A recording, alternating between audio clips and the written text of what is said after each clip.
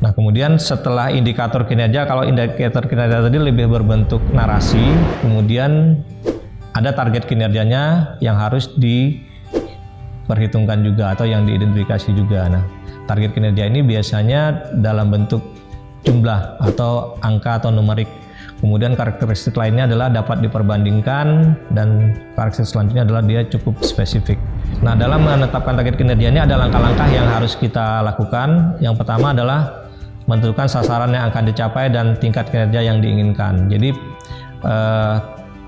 indikator dan target kinerja itu harus relevan dengan sasaran jangka menengahnya gitu. Jadi sasaran itu adalah milestone untuk mencapai sasaran jangka menengah. Kemudian memperhatikan tahapan program kegiatan yang dilaksanakan, karena biasanya juga beberapa program itu ada yang harus dilaksanakan terlebih dahulu baru bisa melaksanakan program kegiatan yang lain.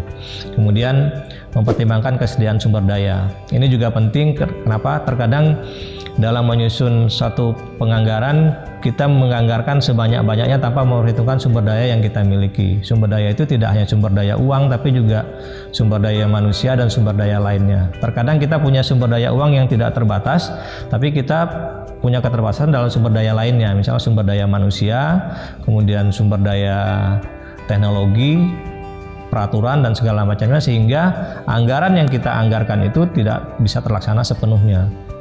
Kemudian menetapkan tingkat kinerja dalam bentuk target kinerja. Nah, ini yang seperti yang disebutkan tadi, bahwa target kinerja tadi harus memenuhi 3 karakter tadi, yaitu harus berupa angka, kemudian dapat diperbandingkan, dan cukup spesifik.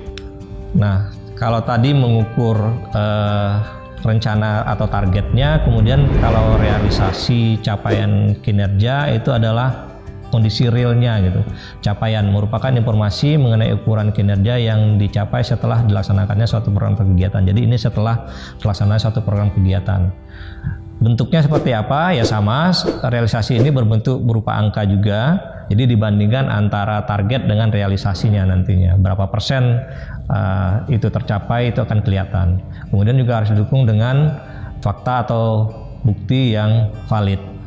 Misalnya contohnya kalau untuk pelatihan, target kinerjanya misalnya meningkatnya pemahaman peserta terhadap materi training. Nah, buktinya adalah perbandingan antara hasil pre-test dan post-test.